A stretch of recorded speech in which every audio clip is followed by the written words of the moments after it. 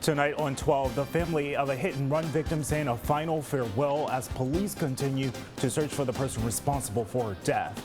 Plus, catching a cab driver who police are looking for after a fight leaves one man with a fractured skull. That argument all caught on camera.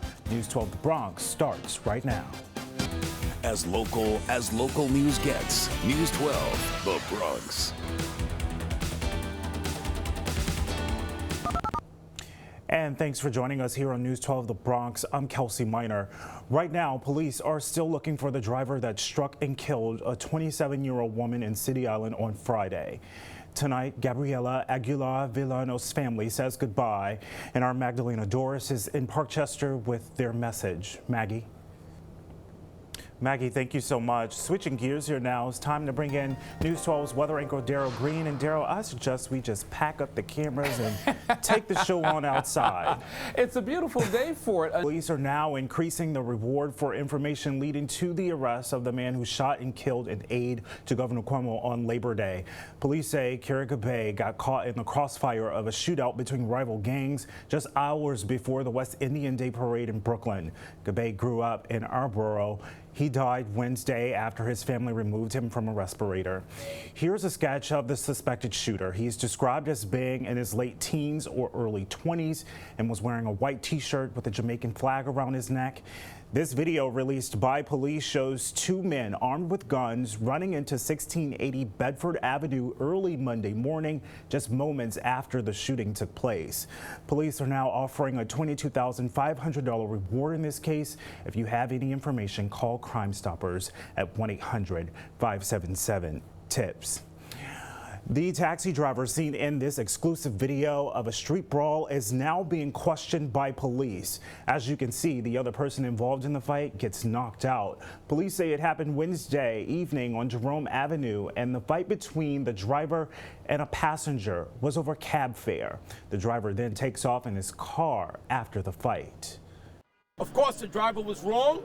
We will certainly look to make sure that TLC goes through the proper investigation and does what they have to do.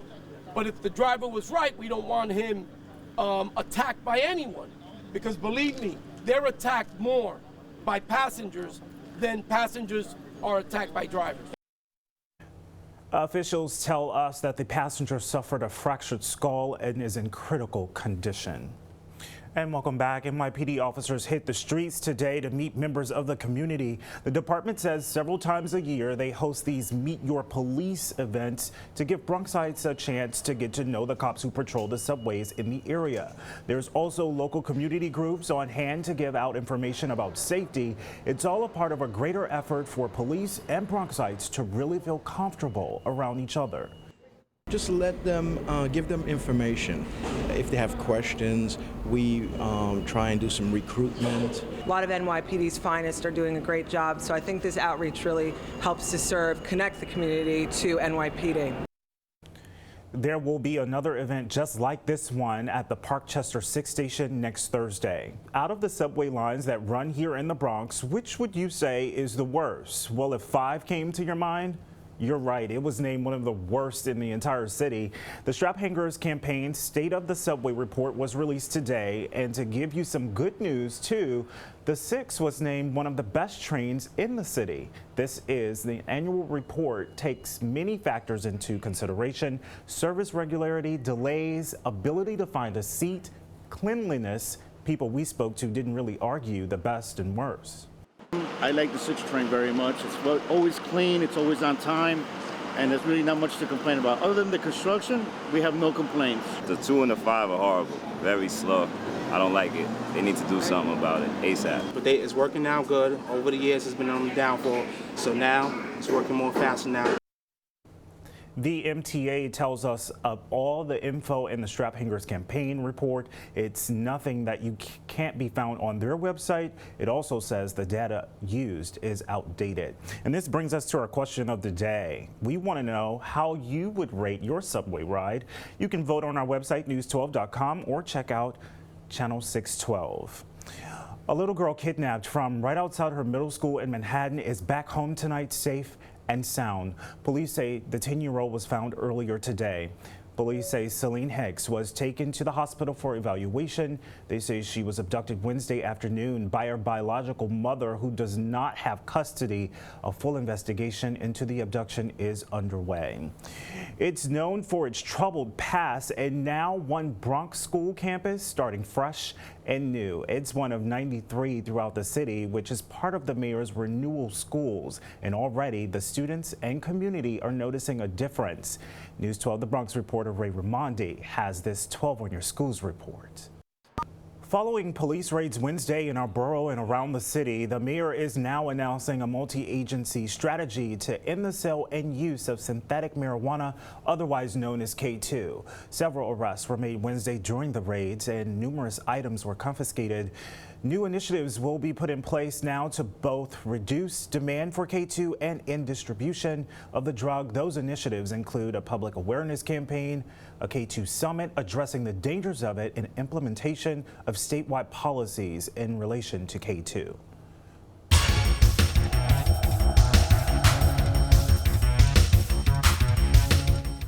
Well, there's not much equipment you need for running, but it's a very important one. That one thing you do need needs to fit.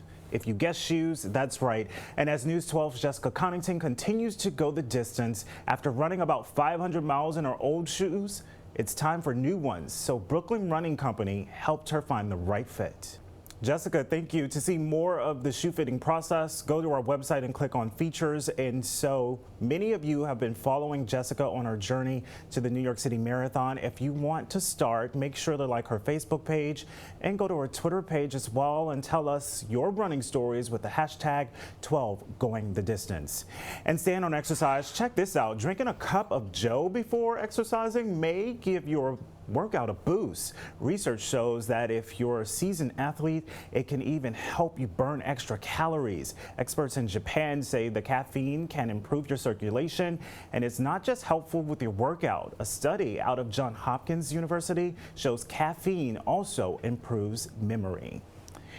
And I'm Kelsey Minor. You're watching News 12 The Bronx. We're as local as local news gets. Still to come, we check on the two young guns who led the Yankees to another win last night, who are really stepping up down the stretch.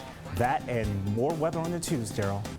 All right, let's get straight to weather with Daryl here. The important thing. The only thing I want to know is I like a good patio dinner. Can I do it tonight? You can do it tonight. You can do it for the next couple of nights. Unfortunately, we need rainfall.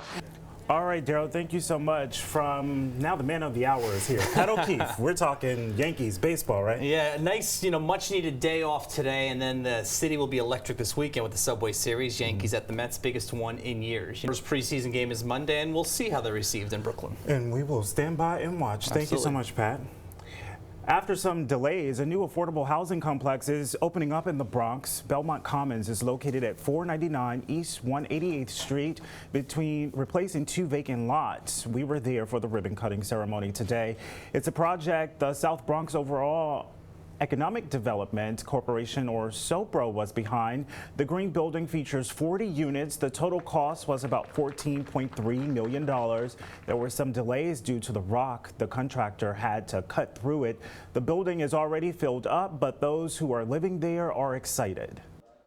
I have been living in shelter with my daughter for 3 years. So when I got this call and it was a guarantee after the interview, I was just ecstatic. This is one of many that Sobro is doing. We have 3 or 4 planned in the future, so we're hoping that we're going to repeat this next year and the year after. To live at Belmont Commons, families cannot earn more than 80% of the area median income. 15% of the units are reserved for former homeless families. I'm Kelsey Minor, and you're watching News 12 The Bronx. We're as local news gets. Here's another look at our question of the day. We want to know how you rate your subway ride. Is it good, fair, or poor? You still have time to vote on our website, news12.com, or check out Channel 612.